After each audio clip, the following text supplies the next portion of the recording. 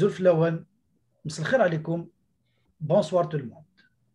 Comme on vous a promis la dernière émission de vous revenir avec une autre émission sur les élections législatives du 12 juin 2021, nous revoilà avec nos invités, le professeur Majid Benchir, ancien doyen de la faculté de droit à l'Université d'Alger, et M. Ali Brahimi, homme politique, juriste et acteur du Hirak Thankira.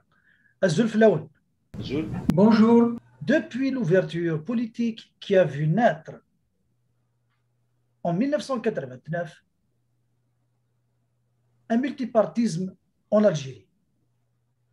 Depuis cette année-là, aucune élection n'a permis à l'Algérie d'entamer une phase de démocratisation de ses institutions. Depuis ce temps-là, tout le monde crie à la fraude électorale.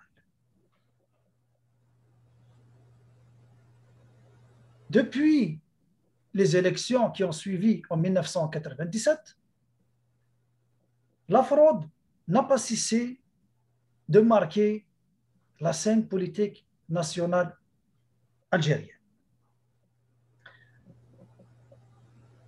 Monsieur Benchir, vous avez publié une contribution dans la presse écrite et électronique. Elle a été diffusée sur la toile à travers les médias arabophones et francophones sous le titre « Il n'y aura pas d'élection libre et honnête sans une transition politique ». Alors, la question se pose. Comment les élections peuvent être libres et honnêtes, selon vous? Merci Azul Flaoun, bonjour à tous. Effectivement, j'ai écrit un article qui n'a pas été diffusé par les journaux que j'ai sollicités, mais qui a été diffusé à l'étranger et sur Internet, qui a pour titre « Il n'y aura pas d'élection libre et honnête sans transition démocratique ». Alors, qu'est-ce que j'ai voulu dire par là? J'ai voulu dire que les élections libres et honnêtes ont leurs exigences. On ne peut pas décréter que les élections qu'on organise sont libres et honnêtes. Il faut que ces élections répondent à un certain nombre de conditions.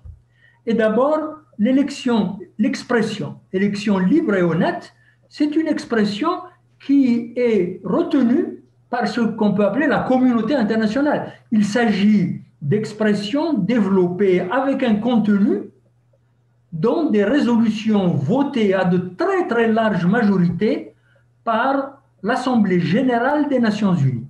C'est donc pas moi qui décide comme ça que les élections libres et honnêtes ont tel et tel contenu. C'est un contenu qui est reconnu par la communauté internationale sur la base de revendications de peuples de très très nombreux pays. On n'invente pas qu'est-ce que c'est que ces exigences de liberté et d'honnêteté. Maintenant, qu'est-ce qui est retenu comme exigence pour que des élections soient libres et honnêtes? Il y a d'une part la liberté des élections.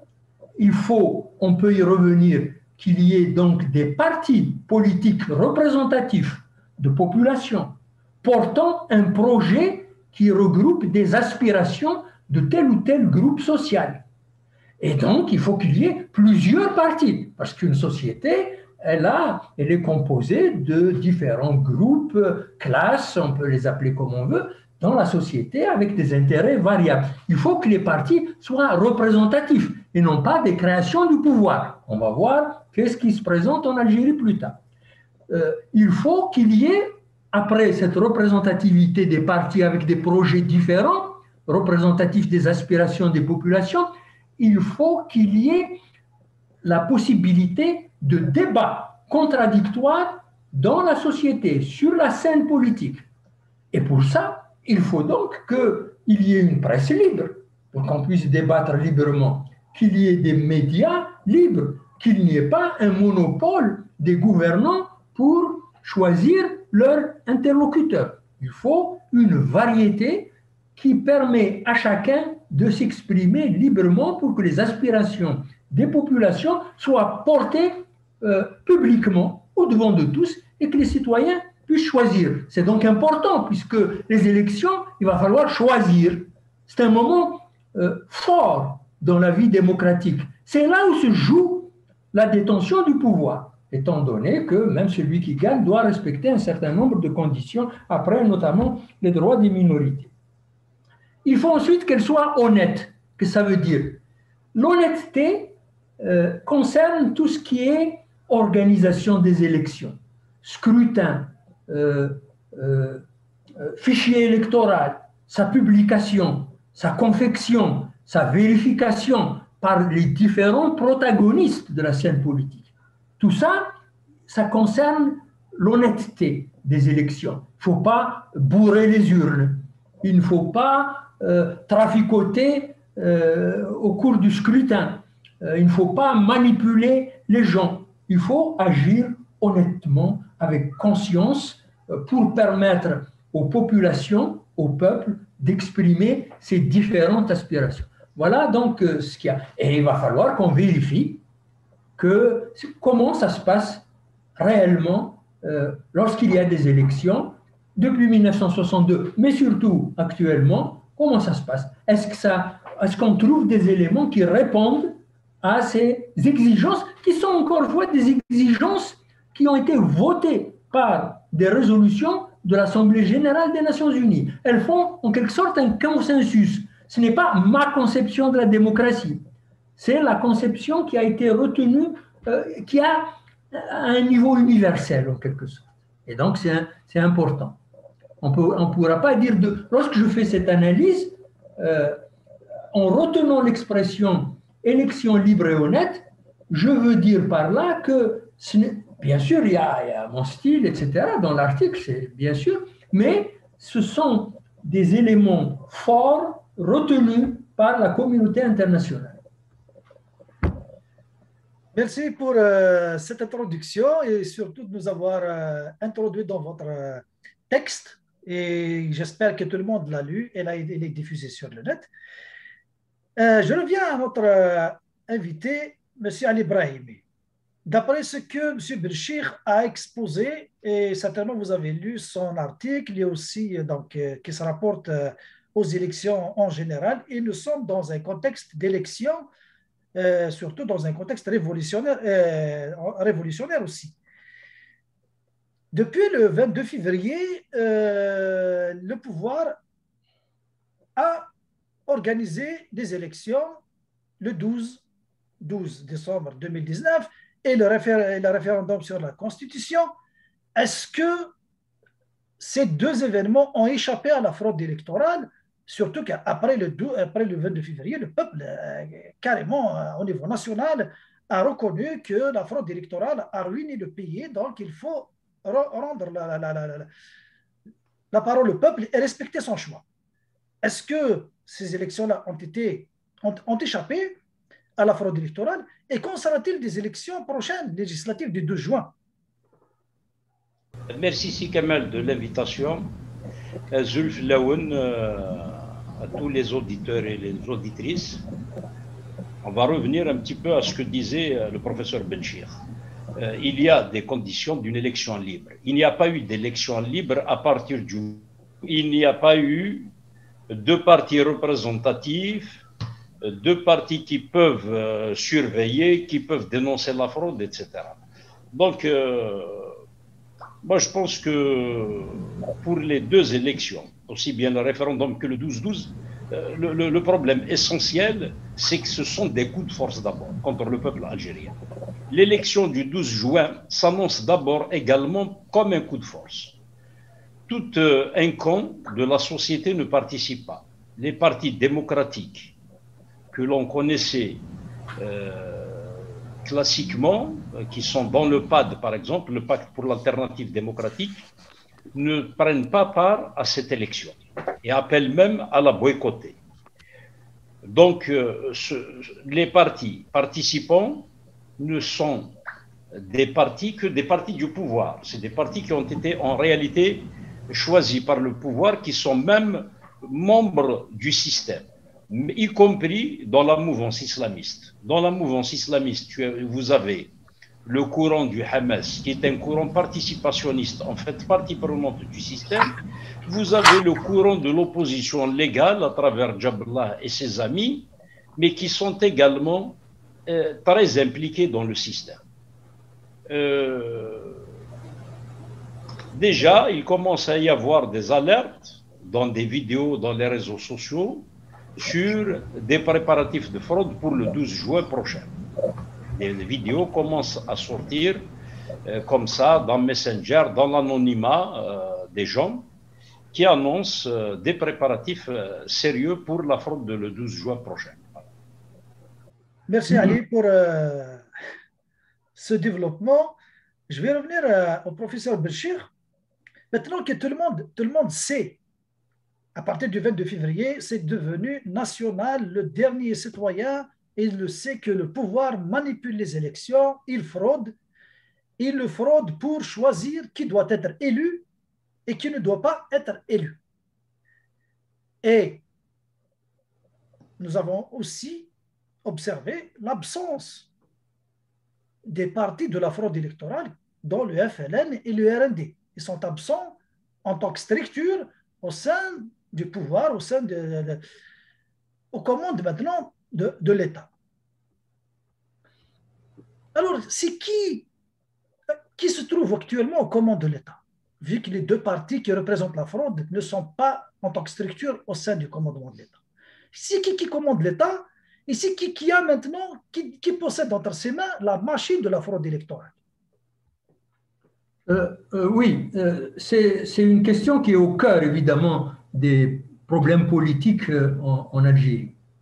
Vous savez, je vais vous dire, mon idée personnelle, il y a très très longtemps. Je me suis aperçu que des groupes sociaux, ce n'est pas tout le peuple, mais des groupes sociaux se demandaient, chaque fois qu'il y a un petit changement au niveau des hommes apparents, au niveau des gouvernants qui apparaissent, le chef du gouvernement, le ministre, tel ou tel ministre, ils se disent, ah, peut-être que ça va changer. C'est comme ça que j'ai eu l'idée de faire un livre, Algérie, un système politique militarisé. C'est-à-dire, c'est pas X et Y qui sont aux commandes du système. C'est l'ensemble du système qui est militarisé. Autrement dit, c'est le commandement militaire qui imprime sa marque aussi au système. Et dès lors, lorsqu'il y avait le parti unique, ce n'était pas le parti unique du FLN qui était le commandeur, le tenant du système, et donc celui qui définit la démarche, la stratégie, les grandes décisions politiques. C'est le commandement militaire. Autrement dit, le parti unique du FLN, même au temps du parti unique, n'était pas au pouvoir. Il était l'instrument du pouvoir.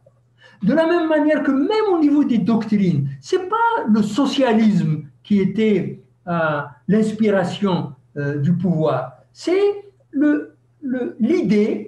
l'idéologie dominante du moment dans la région sur le plan international. On peut multiplier les exemples. Autrement dit, peu importe que le FLN et le RND ne sont plus sur la scène, le système reste le même. Et pour ça, quelque chose d'extraordinaire, d'inédit s'est passé en Algérie depuis février 2019. C'est que le peuple a mis à nu le système.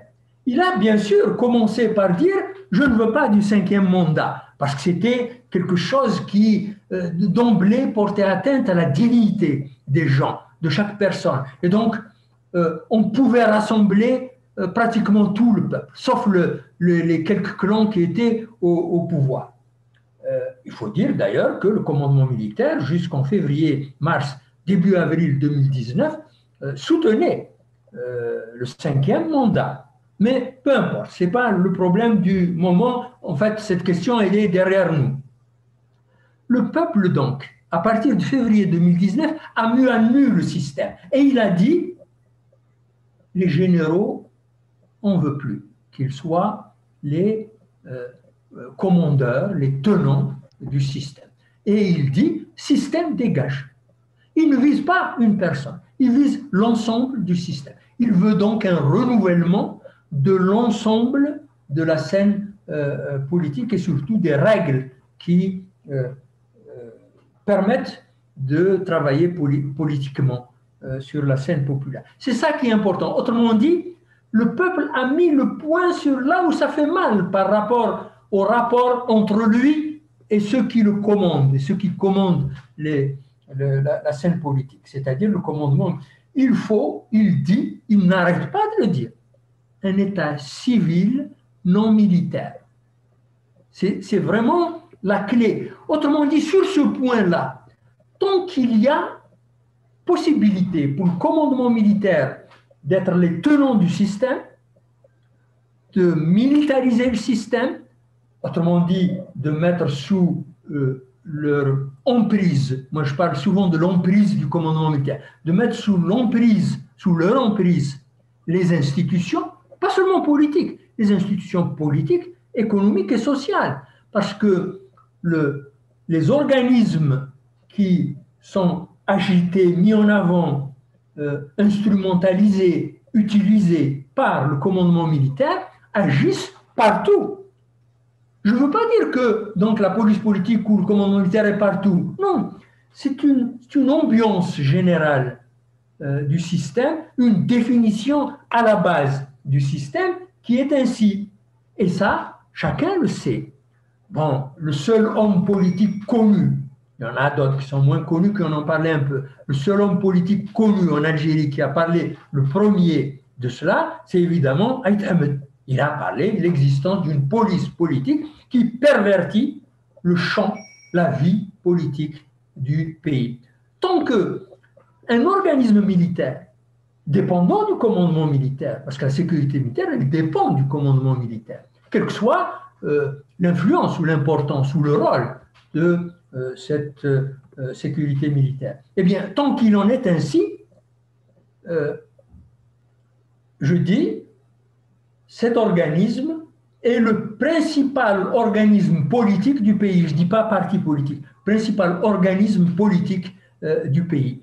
Et même après 89, qui veut faire de la politique en Algérie est obligé de savoir que pense, même quand il ne dépend pas. Le FFS, par exemple, pendant la période de Aït Ahmed, ne dépendait pas des avis de la sécurité militaire. Mais quiconque veut penser, voir, agir politiquement, est obligé de voir que veut, que fait, comment agit la sécurité militaire dans ce domaine. C'est parce que, pourquoi? Parce que c'est un acteur central de la vie politique. Eh bien, tant qu'il en est ainsi, il n'y a pas besoin de regarder qu'est-ce qui se passe au niveau des partis pour savoir le nœud du problème.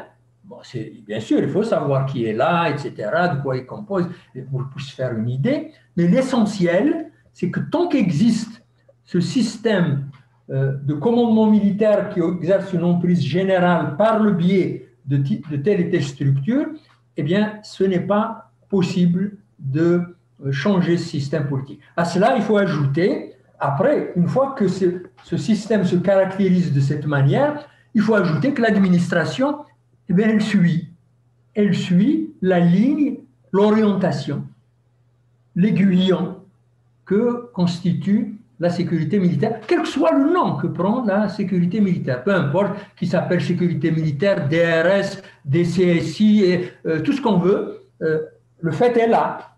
C'est ainsi que cela se passe. Et donc l'administration va être par définition dans le sillage tracé par le commandement militaire. Aucun chef d'État, tout à l'heure Ali Brahimi a parlé des élections, on peut ajouter, c'est juste tout ce qu'il a dit, je souscris, mais on peut ajouter aucun chef d'État, jamais, pas seulement le dernier, jamais aucun chef d'État n'a été élu s'il n'a d'abord été choisi, sélectionné par le commandement militaire dans des conditions et des formes diverses. Quand c'était Boumedienne, c'était une chose, le rapport de force à l'époque, etc. Il était déjà chef d'état-major de l'état-major général aux frontières. Ensuite, le truc caricatural, c'est le choix de Chadli. Ils se sont réunis en conclave à Inani, c'est-à-dire publiquement. Tout le monde savait que les officiers généraux, les commandements des régions militaires, du ministère de la Défense, etc., ils se sont réunis en conclave et ils ont désigné Chadli. Par la suite, dans des formes encore différentes, ils ont désigné Kafi, Boudiaf, puis ça a échoué, Zerouel. Ils l'ont plus ou moins écarté dans des conditions particulières, et ainsi de suite. Tous les chefs d'État ont été choisis dans des formes diverses en fonction des rapports de force du moment par le commandement militaire. Et ensuite, on le fait élire, ce qui montre que les élections sont décidées à l'avance. Mais comment la police politique, justement, arrive à intervenir, par quel mécanisme qu'elle arrive à intervenir dans le choix des élections? Oui, non, les mécanismes sont, ça, ils sont connus. Il n'y a pas quelqu'un qui travaille dans une grande entreprise ou dans un ministère et qui s'intéresse un peu à ce qui se passe dans son ministère de la politique, qui ne voit pas qu'il y a un bureau où se trouve un représentant des services. Il n'y a pas un parti politique qui ne sait pas que parfois on manœuvre ses propres militants, parfois ses propres dirigeants. Et vous savez très bien, tous les dirigeants de partis qui se sont retrouvés par la suite comme des ministres en train de frapper contre les éléments avec lesquels ils étaient auparavant et en train de changer d'idée. Donc, tout cela se sait. L'administration, vous savez très bien, vous ne pouvez pas devenir directeur dans un ministère ou dans une grande entreprise s'il n'y a pas un rapport favorable de la sécurité militaire. Vous ne pouvez pas être ambassadeur si vous n'avez pas un rapport favorable, c'est-à-dire quelqu'un qui vous a suivi et qui sait qu'est-ce que vous faites, dans quelle obédience, etc. De toute façon, vous n'allez pas être nommé ministre si vous n'avez pas déjà donné dans ce milieu-là, au milieu de ces acteurs-là, les allégeances, la démonstration des allégeances nécessaires. Vous voyez, donc c'est en réalité, quand on observe le fonctionnement de l'administration, des entreprises, de la scène politique, on sait comment est orientée, influencée la scène politique. Merci. Je peux compléter, Kamal? Par rapport à ce point, vas-y. Moi, En fait, d'abord, les partis du FLN et du RND sont toujours aux commandes. C'est une question de personnel. Le personnel qui est aux commandes maintenant était très impliqué dans la mouvance de ces partis et même dans la mouvance de l'islamisme maison, type MSP. Ils sont toujours aux commandes. Ensuite, le mécanisme de la fraude ou le système de la fraude, il mêle à la fois l'administration des partis du pouvoir bien entendu, et les services de sécurité qui sont présents sur les lieux, et un cabinet noir qui fixait les quotas, etc., qui fixait les grandes tendances. Je pense que pour le 12-12, ça ne doit pas être très différent.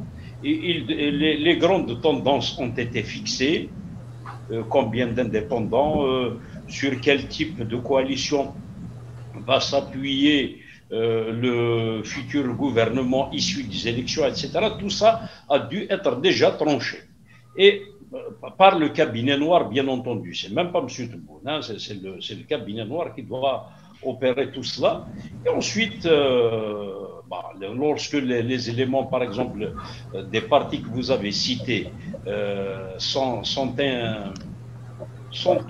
impliqués dans une fraude comme on l'a vu par le passé, et ça se fait en général dans le cadre des grandes orientations du cabinet noir. Mais ce qui est plus important, c'est le cabinet noir. Donc, il faut retenir qu'il y a un cerveau et ensuite des bras exécutants qui sont divers, qui incluent l'administration, qui incluent l'administration dans ses diverses branches, hein, toute l'administration qui participe dans ces diverses branches à l'opération électorale. Ensuite, vous avez également les membres des partis, les partis du pouvoir, et il n'y a pas l'autorité indépendante des élections n'est pas aussi indépendante que ça. Elle a été désignée déjà par l'exécutif, par le président de la République lui-même. Donc on tourne en rond, on est toujours dans le même système qui obéit à un même centre politique. Donc, à vous entendre, la liste des députés élus, elle est déjà prête. Et la liste des membres du gouvernement après le 12, donc, qui va sortir du prochain, il est déjà connue, selon vous? À quelques nuances près, oui. À quelques nuances près, parce qu'il y a quand même un certain jeu à l'intérieur des grands choix qu'opère la police politique. Il peut y avoir un petit jeu à l'intérieur des grands choix. Mais sinon, pour l'essentiel, les choix sont déjà faits. Du moins, c'est mon analyse qui me permet de le dire. Je peux juste ajouter un mot si vous voulez. Le problème des quotas, ce n'est pas juste un mot de l'opposition. C'est quelque chose qui a été reconnu par des gens qui ont été des acteurs politiques de ce système. Hein. Plusieurs d'entre eux ont parlé publiquement, il faut en finir, c'est leur expression d'anciens gouvernants qui parfois sont revenus au pouvoir maintenant, qui disent il faut en finir avec le système de quotas. Le système de quotas, ce n'est pas l'opposition qui l'a mis en place, c'est le système lui-même qui a mis en place un système de quotas. On donne 15 députés à Flin, 20 à tel autre, 50 à un autre, et un parti qui vient d'être créé, le RND, pour ne pas le citer, il y a quelques mois, on lui donne presque la majorité des sièges. Ce qui, dans un système démocratique, était strictement impossible. On ne peut pas, après avoir été créé en 3 mois, obtenir la majorité ou presque la majorité des sièges. Donc, c'est le système lui-même qui met en place ces jeux et ils le reconnaissent. Quand je dis que c'est le commandement militaire qui nomme les gens, bon, pendant un temps, je m'évertuais à trouver des arguments parce que je suis universitaire et on ne croit généralement pas les universitaires quand ils parlent politique, même s'ils analysent correctement la situation. Et puis un jour, je cherche et je trouve un écrit de Sidi Ahmed Ghazali, ancien Premier ministre, qui écrit en 2003 ou 2004 dans Actualité Hebdo, un journal hebdomadaire, le Khabar Hebdo, qui écrit qui m'a nommé Premier ministre, qui a nommé Abdeslam Premier ministre, qui a désigné Chedli président de la République. Et évidemment, c'est l'armée. Comme ça, il l'a écrit, c'est écrit, on ne peut pas l'effacer, c'est dans un journal, je l'ai trouvé. Et ensuite, par la suite, il a écrit dans le même sens, parce que sur ce point, il ne s'est pas dédié.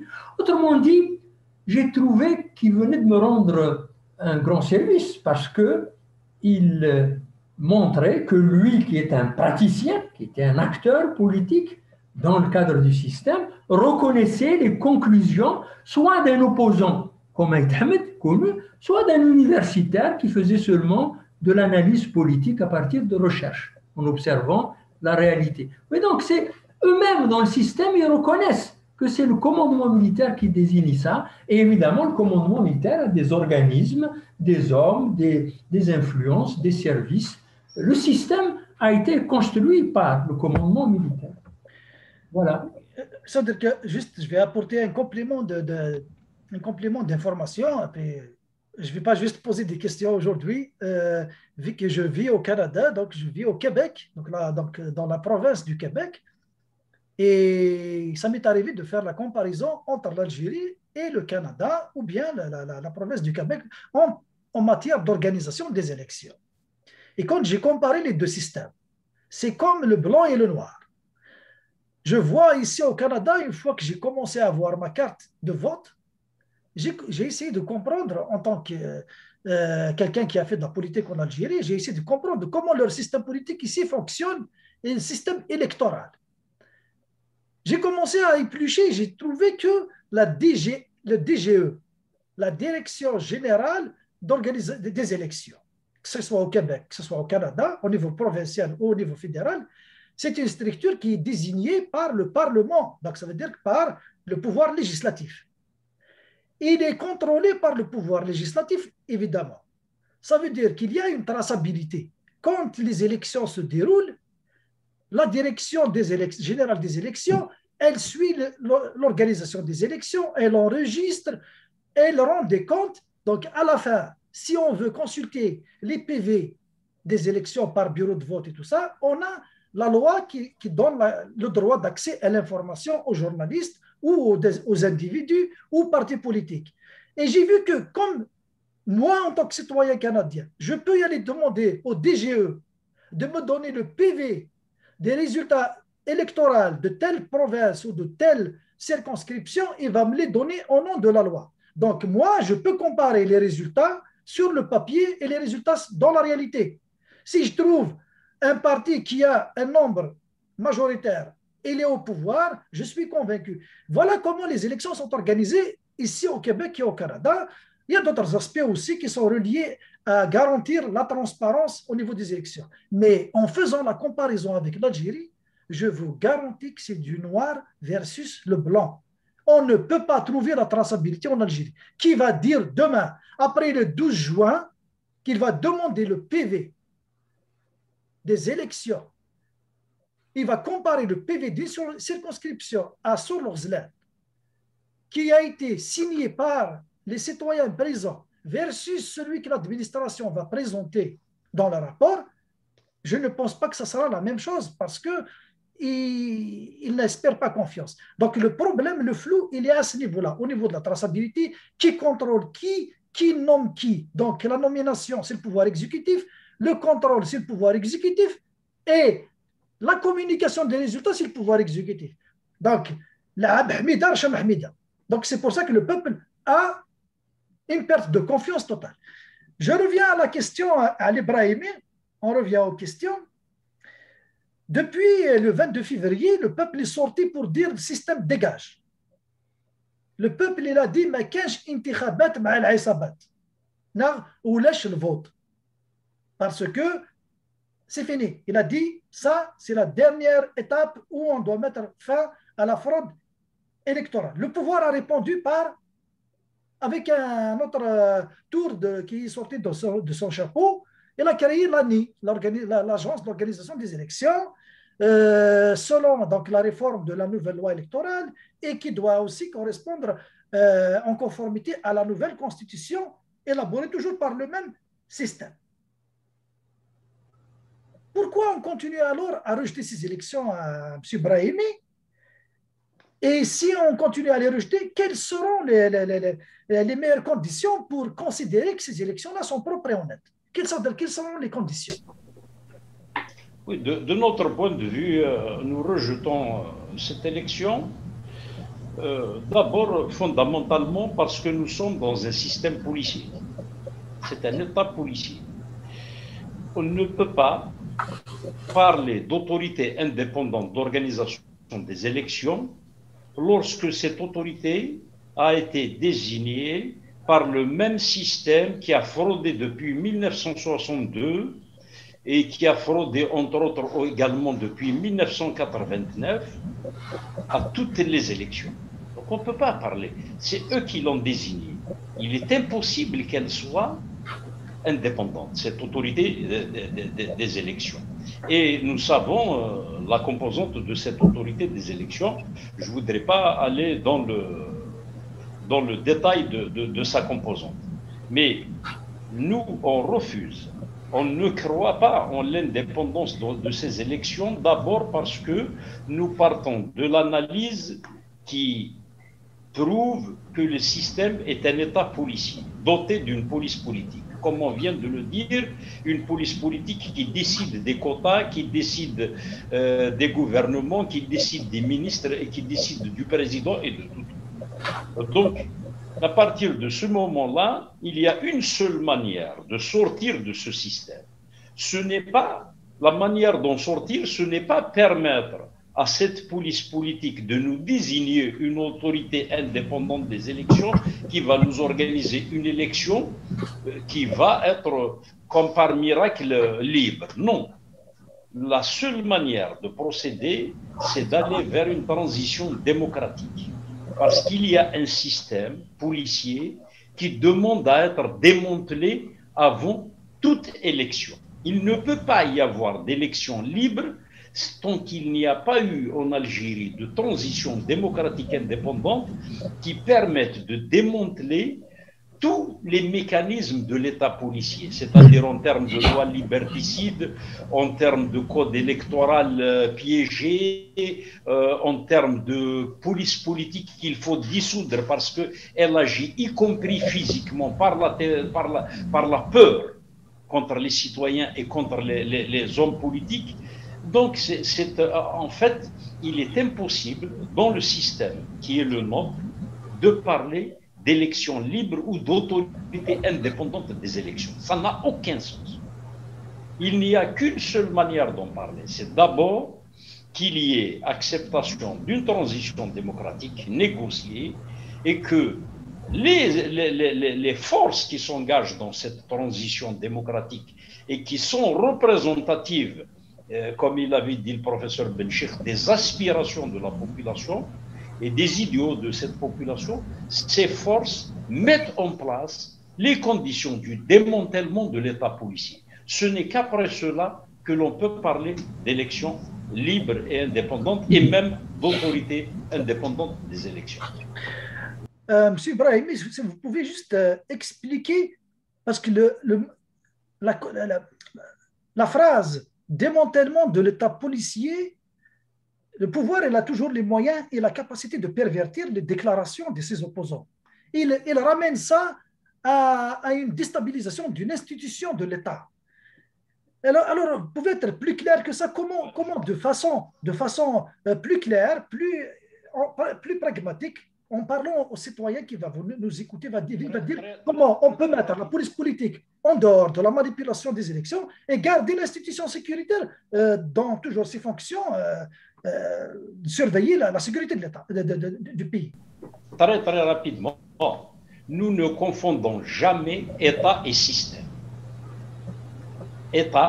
L'État, c'est un édifice institutionnel, propriété de la nation, propriété du peuple algérien, qui appartient à tous les Algériens.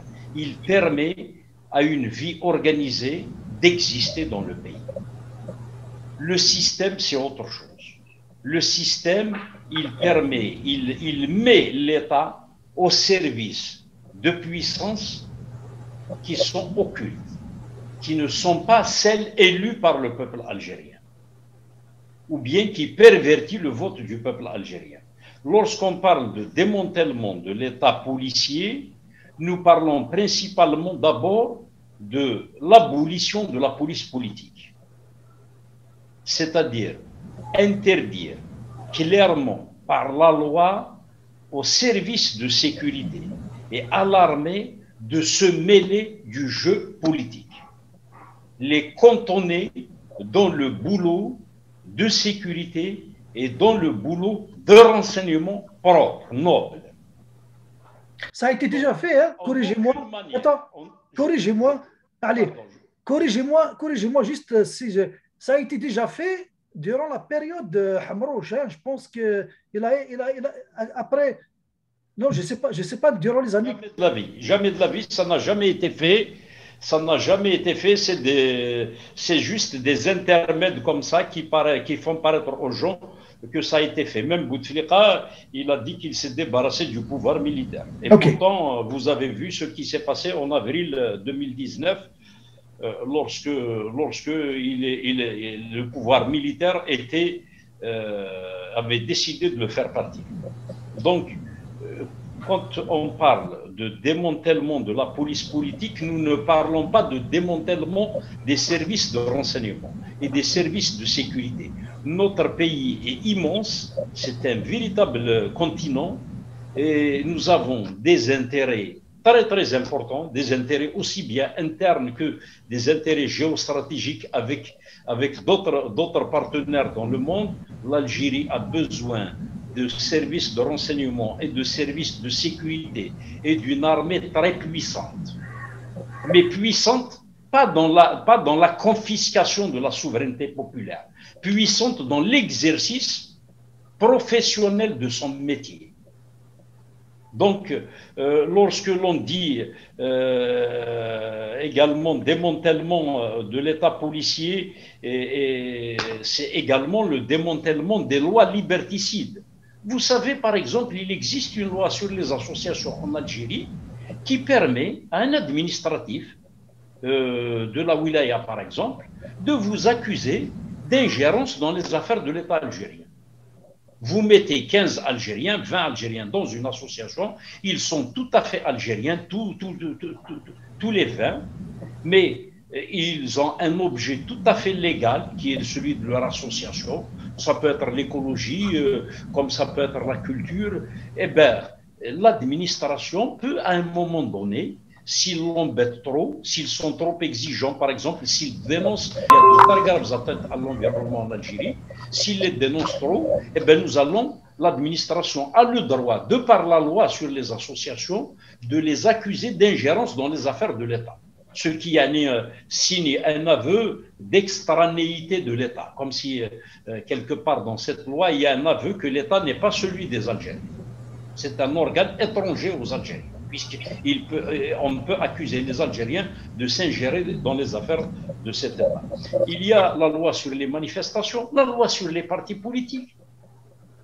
C'est tout cela les conditions d'une véritable transition de la mise en place des conditions de la liberté, de la vraie liberté politique. Voilà. Ça veut dire que, si je résume bien par rapport à la police politique, c'est que c'est de leur enlever aux services de sécurité leur droit de s'immiscer dans les affaires politiques, c'est tout, donc dans le choix du peuple. Donc c'est à ce niveau-là que ça résume le démantèlement de la police politique. Donc, c'est pas de toucher au corps de sécurité de l'État, donc de le dissoudre et tout ça, et toucher à la stabilité de l'État. Monsieur Belcher, est-ce que vous avez quelque chose d'autre à rajouter par rapport à ce que M. Ali Ibrahim a développé? Toute existence de police politique qui signifie contrôle ou recherche d'un contrôle de la vie politique, et en réalité c'est de la vie politique, économique et sociale, notamment pour ce qui concerne l'Algérie. Toute existence de police politique, qu'elle soit sous l'emprise du commandement militaire ou sous l'emprise d'une autre oligarchie ou d'un autre groupe, est antidémocratique. C'est une perversion du discours démocratique qui aboutit à une réalité autoritaire, répressive, qui contrôle les gens, qui les intimide, qui parfois manigance, manipule, complote, tout en pensant que c'est dans l'intérêt du pays. C'est ça, la police politique. Donc, on ne peut pas honnêtement, si on peut dire, en conscience, confondre la lutte contre l'existence d'une police politique, quelle qu'elle soit, avec une lutte contre l'État. Dans l'État, il y a plusieurs choses. Regardez, le Hirak n'a jamais touché un élément de l'État, et c'est quoi? Il n'a pas touché les services publics. Il se réunit devant la Grande Poste, jamais il n'a égratigné un mur ou un escalier de la Grande Poste. Il se réunit dans les places publiques, jamais il n'a cassé un banc public. Tout ça, c'est des services publics. Et les services publics, c'est l'État. Il ne touche pas à ça. Il n'a jamais agressé un policier. C'est les manifestants qui sont agressés. Ce n'est pas les manifestants qui agressent. Autrement dit, le Hirak, le soulèvement populaire, n'est pas contre les policiers, il n'est pas contre les gendarmes, il n'est pas contre les soldats, il n'est pas contre l'armée. Et ça, c'est quoi? C'est l'État. Même les députés, pourtant fruits du quota ou des quotas, il ne les a pas touchés. Il n'a jamais été frappé des gens. Parfois, il invective, ce qui est normal que des jeunes reprochent à tel et tel homme politique dans la rue, quand il s'exprime par des panneaux pacifiquement, il leur reproche des choses. Ce sont des gens qui sont dans l'État aussi, c'est-à-dire ils sont dans les institutions politiques. Quand on veut mettre fin à l'emprise du commandement militaire quand on veut, quand le peuple veut, il l'a exprimé de manière très claire plusieurs fois, quand le peuple veut mettre fin à l'emprise d'un État militarisé, il veut dire qu'il faut faire droit aux aspirations des populations qui veulent s'exprimer. Ils ne veulent pas seulement s'exprimer, ils veulent participer à l'élaboration des décisions, des politiques qui les concernent, qui agissent sur leur avenir, sur l'avenir de leurs enfants. C'est ça la remise en cause des politiques de l'État, telles qu'elles se sont déroulées depuis 1962, pour ce qui concerne l'essentiel. C'est ça qui est remis en cause. C'est pas, on aura un État, mais l'État, si le soulèvement populaire arrive à vaincre, sera un État démocratique, c'est-à-dire qui veille, dont les institutions veillent à ce que les aspirations des populations soient à l'ordre du jour et que donc les gens participent par leurs représentants qu'ils ont désignés librement à l'élaboration des décisions qui concernent leur avenir et celui de leurs enfants. C'est ça la remise en cause de l'État. Ce n'est pas n'importe quoi dans l'État. Il s'agit évidemment surtout des institutions politiques qui ont été faites dans les conditions du système autoritaire, du système militarisé. Il s'agit du fonctionnement des institutions, y compris des institutions administratives. L'administration, depuis toujours, a été sous l'emprise du commandement militaire, de la sécurité militaire. Comment? Regardez dans notre système. Le chef de l'État, on l'a expliqué, et ce sont des choses imparables. Il n'y a aucun chef d'État, personne ne peut le nier, et dernièrement, ils le reconnaissaient. Ce n'est que maintenant qu'ils reviennent à l'idée que ce sont des élections libres qui fabriquent les chefs de l'État. Tout le monde reconnaît en Algérie que les chefs de l'État ont été désignés d'abord par le commandement militaire. Mais c'est quoi quand on désigne le chef de l'État? Ça veut dire qu'on désigne la pièce maîtresse du système et le chef de l'administration. Une fois que vous avez désigné le chef de l'administration, on ne lui fait d'ailleurs pas confiance. Si jamais il s'écarte de la route qui est indiquée, on l'enlève. On a enlevé Bembella, on a enlevé Boumdiene est mort, on a enlevé Chedli, on a enlevé Kafi, on a enlevé à leur manière, ou je ne sais pas comment dire ça, Boudia, on a enlevé Zerouel, on a enlevé Bouteflika. Tout est dans le même sens. Et ce sont des explications qui ne sont pas les explications d'un universitaire ou d'un seul homme ou d'un groupe. Elles sont imparables.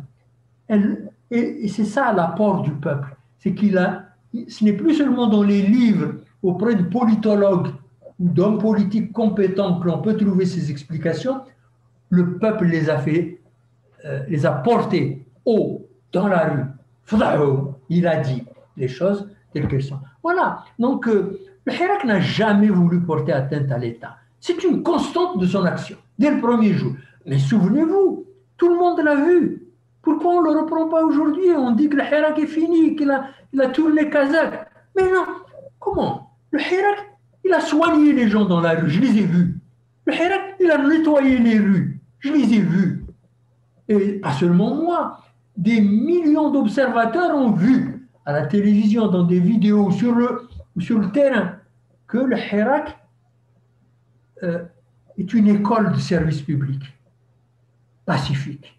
Mais il faut faire l'éloge de cette voie pacifique qui permet la mobilisation aujourd'hui de manière saine pour le peuple, saine pour le pays, et qui ouvre la voie pour l'action politique demain, pour construire quelque chose qui est approuvé par les populations. Parce qu'il n'y a pas mieux que la voie pacifique pour construire la démocratie pour nos enfants demain. Et donc, c'est ça. Il faut faire l'éloge par conséquent du Hirak, au lieu de dire qu'il est terminé. Non, le Hirak n'est pas terminé. Un homme politique avisé doit voir que le Hirak porte l'espoir de ce qu'il y a de meilleur dans ce pays. Et ça, moi, si j'étais un homme politique ayant du pouvoir, je saisirais cela pour faire du bien pour mon pays. Justement, c'est vrai que la présence de la police politique dans le champ dans le champ politique, donc les services de l'enseignement dans le champ politique, ce n'est pas propre à l'Algérie. Nous avons des témoignages en Algérie. Vous avez le livre que vous avez rédigé, professeur Benchir. Et il faut lire aussi le livre qui a été préfacé par Mansour Marzouki, l'ancien président de la Tunisie, le livre qui est Discussion avec les chefs de l'État, donc avec les présidents élus dans les démocraties qui sont passés de la dictature à la démocratie, donc à travers des transitions démocratiques. Les 13, donc, qui est publié par les groupes de recherche IDE, ils disent en commun, tous les chefs de l'État interrogés sur la question de la transition démocratique, les 13 chefs de l'État qui ont géré les transitions dans les différents pays, ils ont tous en commun la négociation. Avant d'arriver à enclencher un processus démocratique, c'est la négociation avec le système en place, comment mettre les services de renseignement loin de la politique pour ensuite espérer la réussite. Sans ça, on ne peut pas réussir et c'est valable aussi en Algérie. Donc, vous avez parlé de l'expression de Tebboune, M. Benchir, qui a déclaré que le Hirak, il est fini et il dit que la majorité des Algériens ont opté pour la participation aux élections législatives du 12 juin. Est-ce que vous pouvez continuer? Qu'est-ce que vous avez à répondre à ça? Écoutez, quand on a des responsabilités dans n'importe quel pays, des responsabilités politiques très importantes, et que le pays donne ne serait-ce que des signes de crise. En Algérie, il y a plus que des signes de crise. C'est une crise profonde qui exprime le soulèvement populaire, le Hirak. Même s'il y a un reflux de la mobilisation, ce qui arrive toujours dans les luttes politiques d'envergure, il y a des percées et il y a des reflux dans la mobilisation des populations. Il y a même parfois des différends qui surgissent au sein des gens qui veulent le changement du système. Il y a toutes sortes de choses qui peuvent arriver. Écoutez, un homme politique, il doit faire un constat juste en prenant en compte les réalités. Il y a un homme politique français qui est très connu, qui est aussi un humaniste, Jean Jaurès, qui dit qu'il faut tenir compte du réel en gardant le cap, à peu près, je dis, dans nos substances, sur la vérité, sur l'idéal. Garder son idéal en tenant compte du réel. Voilà son expression. C'est la même chose pour les hommes politiques, parce que lui était un grand homme politique.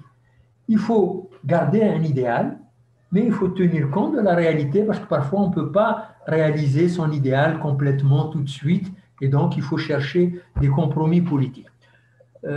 Malheureusement, je constate que, malheureusement, vraiment, parce que c'est important pour le pays, le chef de l'État aujourd'hui ne cherche aucun compromis. Il croit, c'est une erreur d'analyse, que le Hirak est mort. Le Hirak n'est pas mort. Le Hirak, il a porté très haut les espoirs du pays. Il ne peut donc jamais plus, dans l'histoire de l'Algérie, il ne peut donc jamais plus mourir. Le Hirak ne mourra jamais. C'est impossible. Pourquoi? Parce qu'il a porté haut les espoirs du pays. Il les a exprimés. Et en plus, il a su analyser de manière judicieuse la réalité. Il a dit, il y a là une militarisation de l'État qui nous a menés au désastre et je n'en veux plus. Je veux des formes d'exercice de la souveraineté et par conséquent, il l'a dit très haut, je veux un État de droit démocratique, social, non militarisé. Ça, cette idée-là, elle a été portée par des millions de jeunes. Il n'est plus désormais possible de dire qu'elle est morte ou qu'elle va mourir.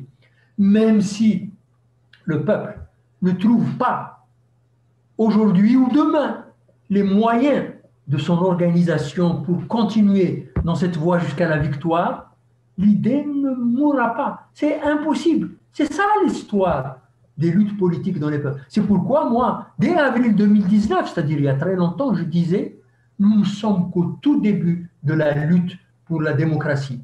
Et c'est ça que veut le peuple. Il lutte pour la démocratie. Alors il va peut-être connaître, sous l'effet de la répression, un reflux. Mais c'est un reflux qui ne doit pas tromper les hommes politiques avisés, s'ils regardent la réalité, même si leur idéal est différent du mien, il ne leur est normalement pas permis de se tromper sur le constat. C'est que le peuple s'est mobilisé par millions pour exprimer un idéal. Alors on peut faire peur à des jeunes, les réprimer, les emprisonner, les menacer, etc., leur faire signer un papier comme quoi il ne faut pas qu'ils manifestent. Bien sûr. Et alors, automatiquement, il y aura un reflux, parce que nous sommes tous des humains, on a peur. Et donc, le type de mobilisation sera peut-être demain différent, mais je ne vois pas comment on peut conclure que le Hirak, ou même que le Hirak a changé. Le Hirak, il a gardé le cap sur toute une série de points, notamment en ce qui concerne le système. Parce que demander le départ, demander le refus du 5e mandat, c'était déjà aller au cœur du système. Ce n'est pas parce qu'il s'est axé dans les 2 premiers vendredis sur le départ de Bouteflika et l'absence d'un 5e mandat ou le refus d'un 5e mandat, que donc il ne s'occupait que de ça. Non, ce n'est pas ça l'analyse politique. L'analyse politique, c'est que contester le 5e mandat, c'est remettre en cause le processus de désignation des chefs de l'État par le commandement militaire. Il disait, ce faisant, parce que personne n'est bête, il ne faut pas prendre les gens pour des gens qui sont limités, personne n'est bête. En disant non, je ne veux pas du 5e mandat, il refusait le soutien du commandement militaire et notamment du chef d'état-major au 5e mandat. Pourquoi on ne parle pas aujourd'hui du fait que le commandement militaire, le chef du commandement militaire, était d'accord avec le 5e mandat? Il n'a refusé le 5e mandat que lorsque le peuple a continué, n'a pas voulu de ceci, etc. Et là, il a dit, il faut qu'il parte. Il faut qu'on agisse tel article, l'article 102, 107, etc. Ce à quoi le peuple a répondu d'une manière géniale, souvenez-vous. 102, 107 égale 109, SANG, 100, Demjdid. Il a répondu comme ça. Demjdid, ça veut dire que ce n'est pas les manipulations d'articles constitutionnels dont je vous parle, moi, le peuple, dont vous dites qu'il ne connaît rien en politique. Je vous parle d'un renouvellement complet, Demjdid, dans les institutions. Donc il visait le système. Ça, c'était les 2 premiers vendredis. Comment peut-on dire aujourd'hui que le Hirak a changé que le Hirak de février 2019 n'est pas le même que celui de février 2021, de mai 2021? Peut-être que... Exactement le même, avec plus d'expérience, avec une acuité dans l'analyse politique qui est extraordinaire pour des gens qui ont été sevrés de politique, qu'on a privés de scène politique, pour lesquels on a fait un désert de la scène politique. C'est tout cela que les hommes politiques doivent analyser pour ensuite faire des projets pour demain. Et c'est tout cela qu'ils ne font pas lorsqu'ils sont au pouvoir. Et pourquoi? C'est dangereux pour notre pays. Et tous ceux qui aiment le pays, les Algériens ou les amis de l'Algérie, ils regrettent cette situation. C'est pourquoi même des éditoriaux comme Le Monde, comme les députés et les sénateurs de tel et tel État européen s'émeuvent. C'est parce qu'ils aiment l'Algérie. Ce n'est pas la main de l'étranger. C'est parce qu'ils se solidarisent avec la lutte du peuple algérien qu'ils élèvent la voix parce qu'ils ont peur pour l'Algérie. Et donc, c'est dommage de confondre ça avec la main de l'étranger et d'agiter ainsi quelque chose que j'ai constaté depuis longtemps, une fausse conception de la souveraineté. Les gouvernants en Algérie agitent une fausse conception de la souveraineté. Il faut que nos jeunes sachent qu'il y a d'autres conceptions de la souveraineté que celle qui consiste à brandir une espèce de toge rouge. On touche en dessous. Non, quelqu'un qui solidarise parce qu'il y a de la torture qui est apparue, parce qu'il y a des viols qui sont apparus. Eh bien, quelqu'un qui solidarise avec la lutte des jeunes qui luttent pour le respect des droits humains en Algérie, il ne fait pas de l'ingérence étrangère. Il dit qu'il se souvient de la lutte du peuple algérien pour sa liberté et qu'il est dommage que cette lutte-là soit oubliée. Sont souvent leurs pères qui ont aidé dans les réseaux Johnson, par exemple, ou dans d'autres réseaux. Le FLNA-LN de la libération sont peut-être leurs pères ou leurs grands-pères. Et maintenant, il y a des jeunes, des députés en Europe, des intellectuels. Vous avez vu, je m'excuse d'être long, mais il faut rappeler cela, parce que c'est tout ça le contexte, c'est tout ça les problèmes pour l'avenir. Vous avez vu le succès d'un des appels qui a été fait par des Algériens en ce qui concerne qui attire l'attention sur la nécessité de la solidarité internationale. Il a eu un succès extraordinaire dans toute l'Europe, en Asie et en Amérique. Il y a eu des centaines, pas seulement 2, 3, 4, 5, des centaines d'intellectuels, d'écrivains, d'artistes qui se sont solidarisés, qui ont déclaré qu'ils se solidarisent avec la lutte du peuple algérien pour les libertés démocratiques.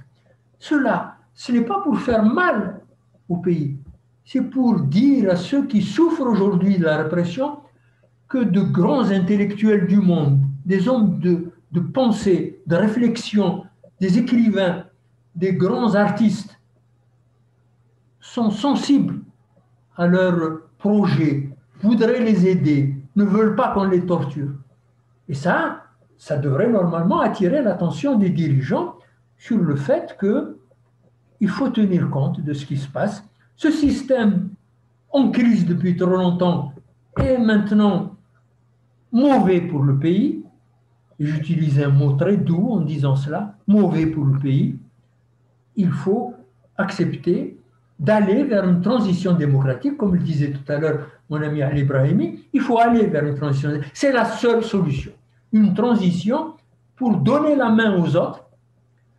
Les jeunes qui manifestent, ils ne disent pas « nous, on ne veut pas de l'armée ». Ils disent « venez discuter avec nous sur le système politique, comment on va le transformer, comment on va aller au-devant des aspirations des populations ». C'est de tout cela dont il s'agit. Merci. Merci pour toute cette analyse. Je reviens c'est que, en gros, ce que j'ai compris moi-même de la déclaration de Tebboune sur le point, en disant que le Hirak est fini, et peut-être qu'il pensait à la marche dans la capitale, il a fini avec ça, en mobilisant autour de 70 000 policiers pour finir les marches, pour en finir avec les marches à la capitale. Il pense que c'est ça le Hirak.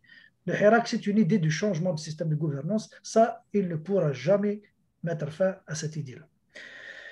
Ceci étant dit, il y a des élections qui s'organisent. Je voulais rajouter 2 ou 3 choses très simples. Vas-y, Ali. C'est une déclaration inquiétante de Tebboune qui consiste à dire que le Hirak, la majorité de la population n'est pas avec le Hirak, c'est une minorité, et que la majorité de la population est avec les élections du 12 juin. On peut se poser des tas de questions, mais ce qui est sûr, c'est que c'est la déclaration d'un président vainqueur, qui se considère vainqueur. Et dans le statut qui est le sien, normalement, on pouvait espérer entendre un autre langage, y compris lorsque il assume les coups de force, comme celui du 12-12, ensuite celui du 12 juin prochain. Normalement, on était en droit d'attendre un autre discours qui va dire, passé le 12 juin, on peut essayer de trouver ensemble des solutions. J'ai entendu d'ailleurs des voix de l'opposition, entre guillemets, islamistes ou démocratoïdes. Je dis islamoïdes ou démocratoïdes pour dire que ce n'est pas tout à fait des démocrates, ce n'est pas tout à fait des islamistes, qui ont dit que pour leur part, après le 12, il faudrait remettre les choses en place, il faudrait que le débat s'installe, que la négociation s'installe pour une transition, pour trouver les moyens de sortir de ce système, etc. On aurait voulu entendre ces paroles chez M. Tebboune. Ce n'est pas le cas. Il a eu le discours de quelqu'un qui assume les coups de force successifs et cela n'annonce de rien de bon. Quant à dire que le Hirak est terminé, soit il est convaincu que la solution sécuritaire, c'est-à-dire que la substitution de la police dans la rue chaque vendredi et chaque mardi aux manifestants est une solution, ça m'étonnerait que ce soit une solution tenable. Sinon, si le Hirak est terminé, pourquoi il y a 35 000 policiers ici à Alger qui occupent la capitale chaque mardi et chaque vendredi? Si le Hirak était terminé, on était en droit de dire que les rues sont libres, les gens se promènent librement, qu'il y a une toute petite minorité qui essaye de manifester. On ne va pas mobiliser 35 000 policiers pour une toute petite minorité. Deuxième idée, le Hirak, c'est une idée, vous l'avez tous les deux dit suffisamment, pour que je n'ai pas à le répéter. Le Hirak a révélé un potentiel militant national, décidé et déterminé à faire vaincre l'alternative démocratique. Et ce potentiel-là, on ne peut pas s'en débarrasser comme ça. Maintenant, est-ce que l'annonce de M. Tebboune que la majorité des Algériens est avec les élections aura un effet sur le taux de participation? Mais même là, tout de suite, on le dit d'ores et déjà, il y a désormais des vidéos, tout peut être filmé. On verra. Moi, je suis persuadé de ce que j'ai vu et de ce que j'entends ici en Algérie, parmi les citoyens algériens, que l'écrasante majorité des Algériens ne se sont pas du tout concernés par l'élection du 12 juin. Vous savez, il y a une vieille expression qui date, je crois, de 2017, qui dit que lorsque le pouvoir se maintient, le peuple s'abstient. Voilà. Je crois que c'est quelqu'un qui l'avait dit en 2017. Toute élection dans laquelle le citoyen est convaincu que c'est pour maintenir les mêmes privilèges, les mêmes castes, le peuple s'abstient. Et ça a toujours été comme ça. Maintenant, bien sûr, la fraude ne concerne pas que les hommes, elle concerne toujours également les taux de participation. Voilà. Je voulais également rappeler, c'est juste pour compléter Majid de tout à l'heure, qu'en fait, Gaïd Salah a décidé d'enlever Bouteflika, Abdelaziz Bouteflika, que lorsque, tout simplement, il a entendu dire, il a eu la preuve que Saïd Bouteflika voulait l'enlever. C'est même pas pour obéir au peuple. Si Gaïd Salah n'avait pas eu la preuve que Saïd Bouteflika voulait l'enlever, il aurait maintenu le 5e mandat quitte à tirer sur la foule. Merci Ali. Les élections, ils vont se tenir parce qu'il y avait des voix qui disaient que peut-être qu'ils allaient être reportés et tout ça. Mais finalement, les élections du 12 juin sont maintenues. La campagne électorale, elle se fait sur les réseaux sociaux par peur de présence sur le terrain parce qu'ils savent qu'ils sont rejetés par le Hirak. La preuve que le Hirak n'est pas fini, la preuve que la minorité est majoritaire. Il y a des voix, les deux, mes invités, avant la question, les deux, il y a des voix quand même parmi les gens qui ont soutenu le Hirak, parmi les voix d'intellectuels connus. Aujourd'hui, ils se posent des questions, ils remettent en cause ce rejet des élections. Et je pense, c'est mon avis personnel, ils craignent parce qu'ils sont d'obédience donc démocratique, ils sont du Coran démocratique, anti-islam politique.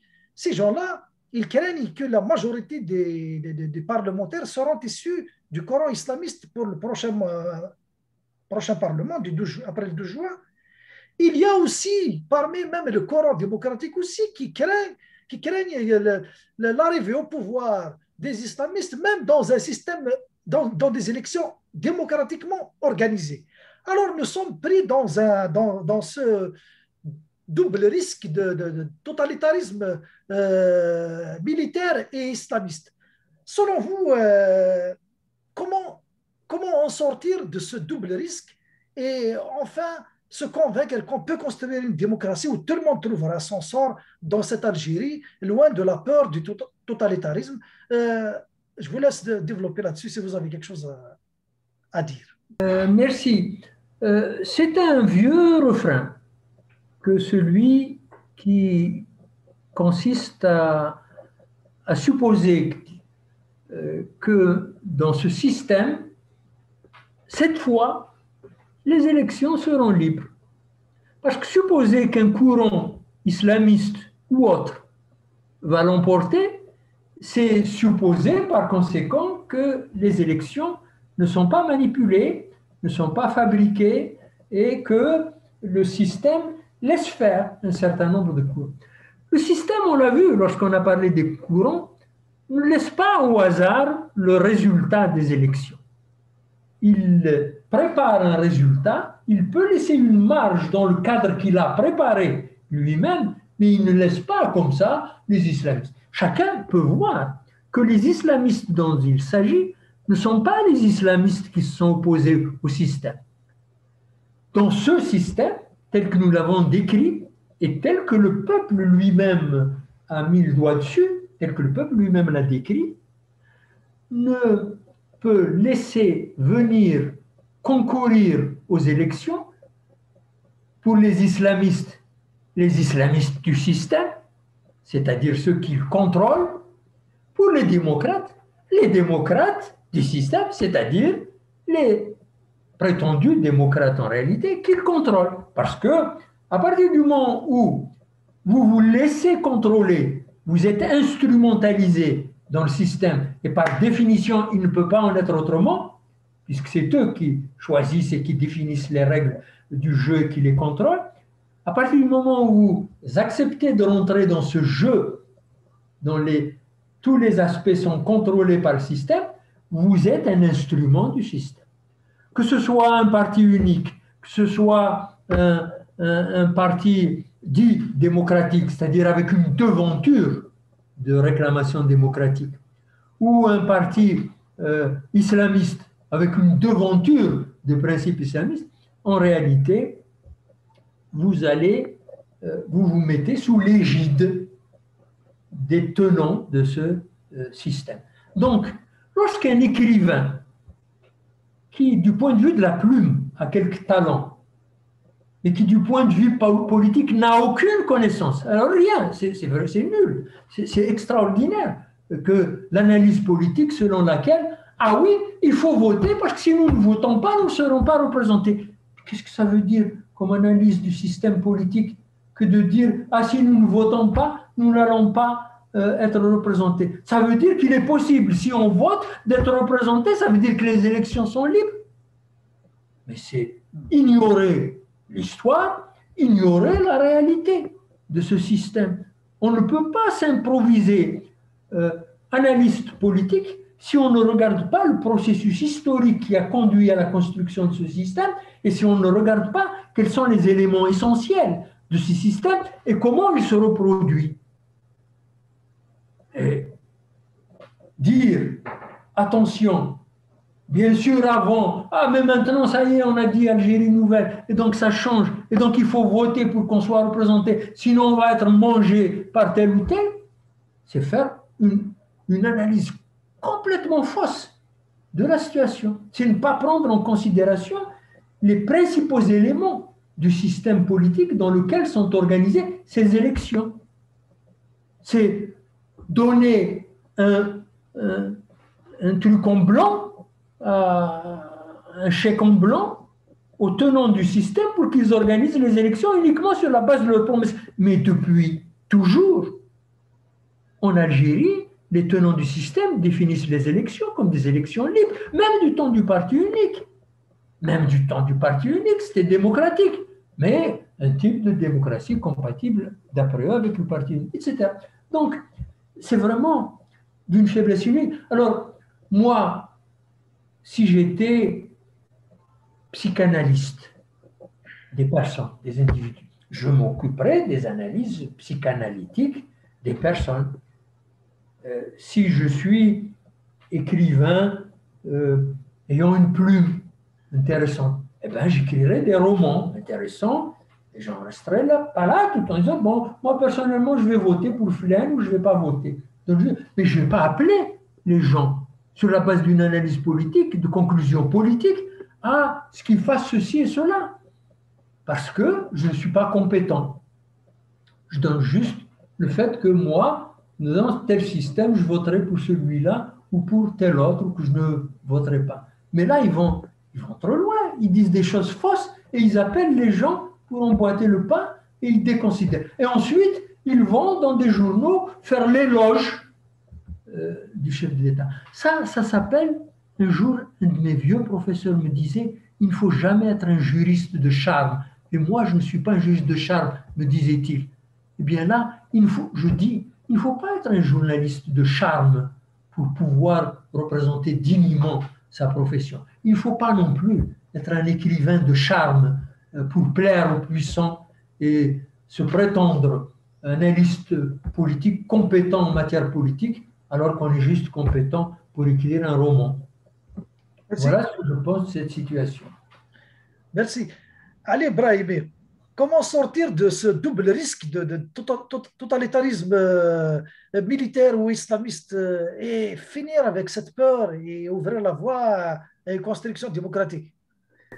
C'est un autre développement de la question posée au professeur Belchir. Bon, en fait, la stratégie du Bourourou, elle a été binaire, elle a été utilisée depuis toujours. Aux islamistes ou aux conservateurs, on dit attention, si les démocrates arrivent, ils vont vous laïciser tout, etc. Aux démocrates, on dit, notamment à la mouvance démocratique en Kabylie, attention, si les islamistes arrivent, vous êtes responsables. C'est-à-dire que le pouvoir organise un système frauduleux et ensuite il veut revendiquer sa propre turpitude. Il organise. D'ailleurs, il y a un adage en droit qui dit nul ne peut, rappelle-moi Majid, je l'ai oublié. Nul ne peut prétendre revendiquer sa propre turpitude. Il organise un système frauduleux. Et ensuite, il vous dit, si vous voulez que les islamistes ne prennent pas le pouvoir, il faut impérativement participer. En fait, il faut légitimer le processus en question en participant. Mais à tous les coups, même lorsqu'on participe, vous avez toujours les deux courants dits d'opposition, aussi bien le courant démocratique que le courant islamiste légal. À tous les coups, le lendemain de l'élection, ils ont la gueule de bois. Chacun d'eux dit on m'a fraudé, etc., etc. Mais on fait peur à l'un avec l'autre.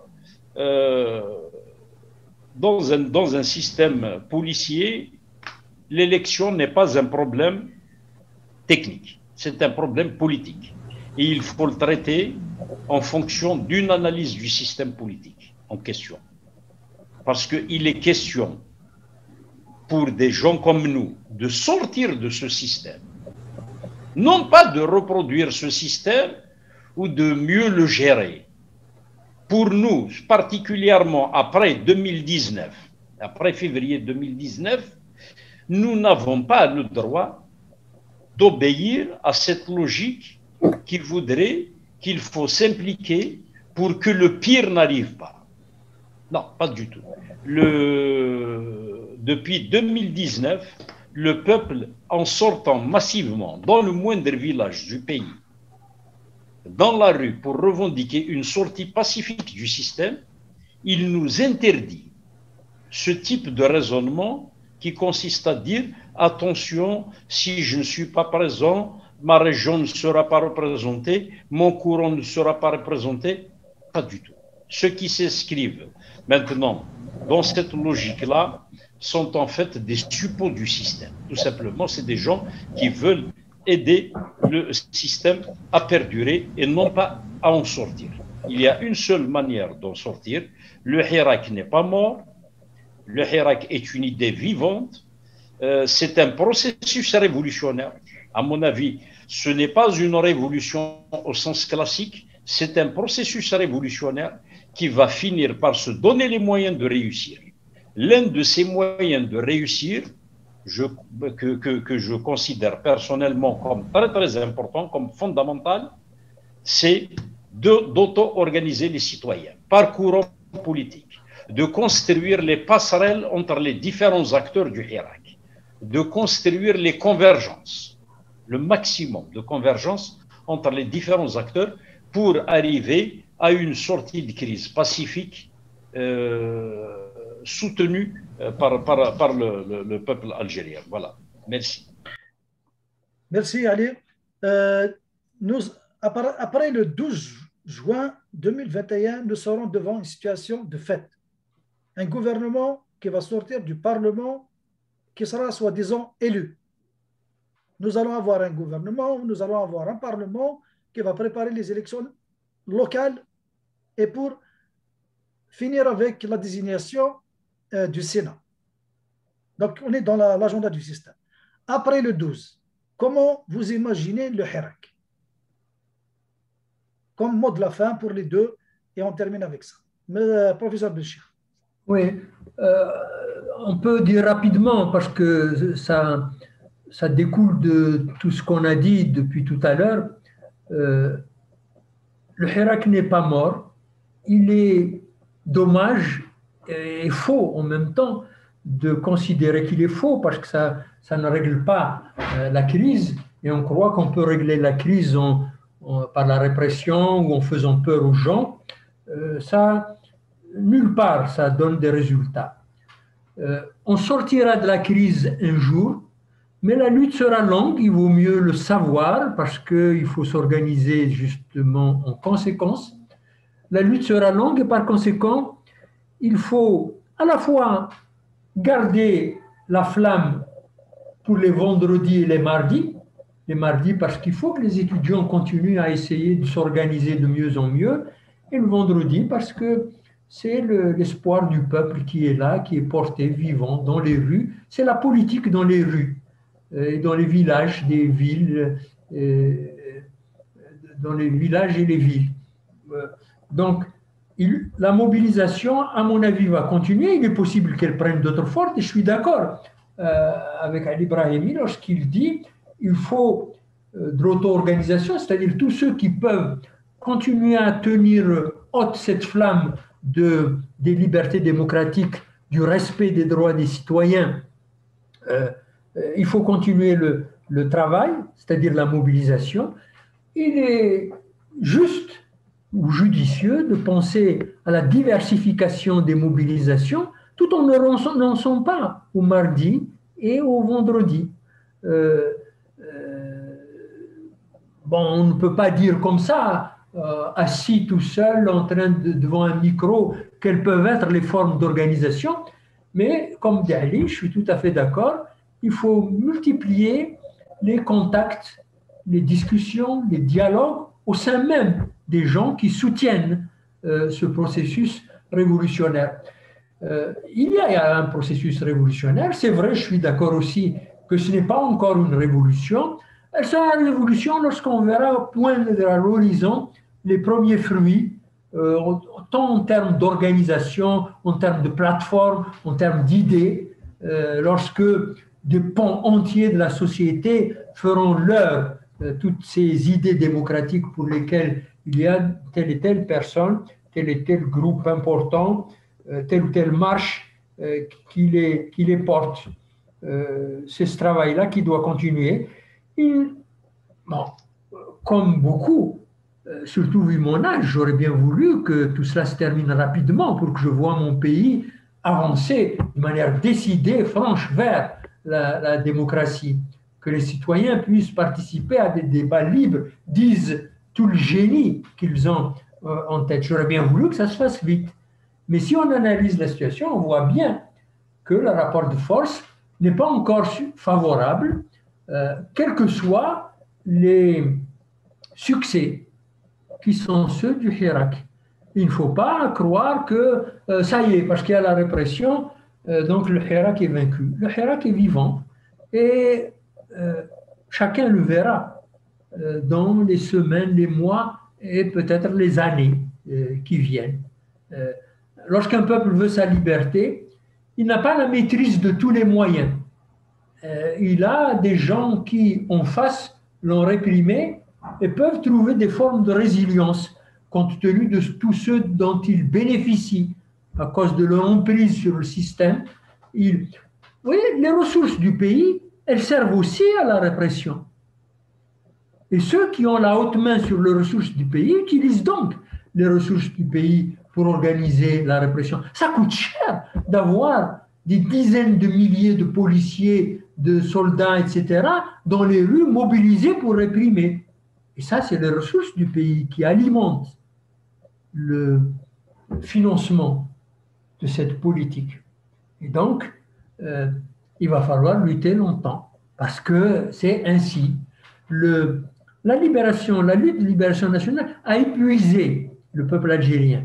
Il en est résulté que c'est le commandement militaire qui a pris le pouvoir. Et le peuple n'a pas pu trouver les ressources nécessaires, compte tenu de l'histoire coloniale et compte tenu des conditions de la lutte de libération nationale, le peuple n'a pas trouvé les ressources nécessaires pour constituer tout de suite des associations, des syndicats, des partis forts, capables de le représenter de manière authentique.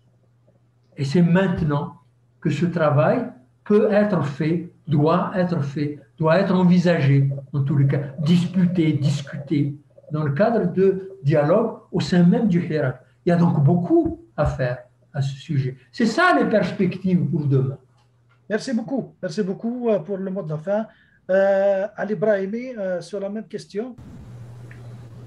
Je vais vous dire que, comme l'avait dit le professeur Benchir, le Hirak n'est pas mort et le Hirak ne peut pas mourir. D'abord, il ne peut pas mourir parce que c'est une idée politiquement et juridiquement légitime.